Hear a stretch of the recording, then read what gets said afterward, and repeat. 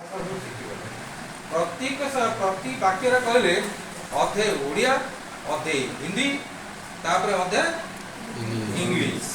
एमती तीनटा प्रकार शब्द को प्रयोग करके विकृति भाषा भाषार बड़े विकृत अच्छी ना गोटे गोटे हैंडिकेप्ट बोली कहते कौन दिव्यांग आजिकल कहते दिव्यांग कौन गोड़ एपटे बांक कर मुंड सेपटे बांक कर हाथ सेपटे बांक कर अष्टवक्र ना कि एवं आम सब कौन अष्टवक्र शब्द को आम प्रयोग कर तेणुक विलंब होना कहीं या बचे कौ मैंने रखिए कवि साहित्यिक माने ही जी जहाँ कहना कहीं से माने भाषा बचे आउ जड़े बचे किए भाषा को ना सांबादिक माने भाषा को बचे ये ओडिया भाषा संवाद पत्र बाहर ओडिया विभिन्न प्रकार संवाद पत्र बाहर भल जदि ओडिया ड्राफ्टिंग किए कर सांबादिक ही कर आरंभ देखो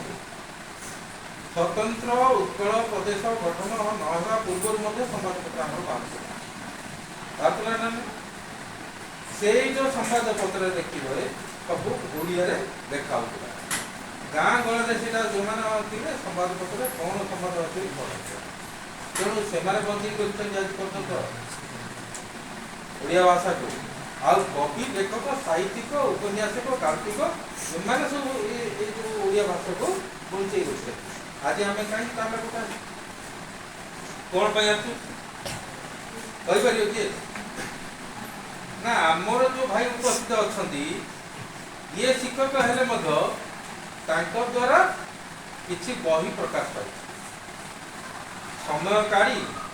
सी लिखिं मौलिक भाषा लिखिं निजस्व जो साहित्य को आम लोकलोचन को आनी सी कवि प्रतिभार जो अधिकारी से स्थान को सी अलंकृत कर सरकार आज चिन्ह पारे जे तालाकोटार किए कर्णकर फल अच्छे गोटे भाई मानपत्र कौन लिखा ना अमक अमक लिखा आम देलु देलु ना अन्य मान कहीं देलु कौन पाई देवे ना ओडिया भाषा गुरुत्व किए देव जी गुरुत्व देला सी पाइला शोवा के भाग अच्छी कि ना यहाँ हूँ कौन ना घर जंजाल खाई कर्म जंजाल खाई ये साहित्य साधना कर कम बड़ कथा नुह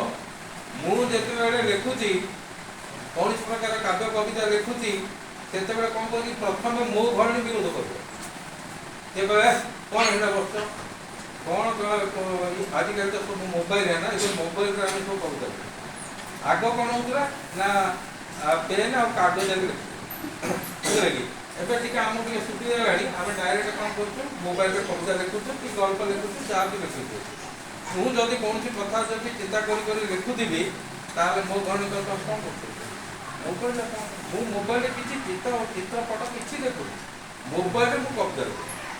मोबाइल मुझे आर्टिकल लिखुदी गणित कहीं बुझे कौन मोबाइल ये खाली टप टप टप लगे जाकि मार्केट कर कौन आण तेल ना लुण आण प्रथम आम कौन प्रकार साहित्य सृष्टि कले प्रथम आम करणी आम विरोध कि ना विरोध तेणुक कवि जीवन बहुत हीनस्था जीवन ना घरणी मैंने भल पाइब ना कौ सांगसाथी भल पाए सांगसाथी कौन कर गपी भल कौन तू ये धरिक लेखा आस गपीवा सी कहना मु गपी पारे मु कौन हूँ कौन ना भाषा समुद्र में मुझे बुड़ी जाइए कवि कौन करुच्ची दुनिया सी हजि जा जो भाषा गुड़ाक सी कविता लिखुची से भाषा गुड़ाक शून्य से टाणी आनु जे मोर पंक्ति परवर्ती शब्द को मु कौन प्रयोग करी मु तो कविता सृष्टि करदेली किंतु द्विधाड़ी लिखिली तृतीय दाड़ी कौन लिखी चतुर्थ दाड़ी कौन लिखी पंचम दाड़ी कवि एत निशाशक्त हो तार भाषा जगत तार साहित्य जगत तार काव्य जगत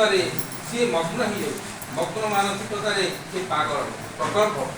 ताको किसी जना पड़ूनी अभाव जना पड़ूनी कि अनाटन जना पड़ूनी कि मरीगला जानी पड़ूनी पाखे कौन घटना घटी कवि किसी जना कहीं सी मग्न मानसिकतार सी कौन समाधिस्थ हो जाए मनीष से कौन समाधिस्थ हो जाए किसी जापर ब्लड खुल जाए केवल देखा जाए मैं शब्द शब्द शब्द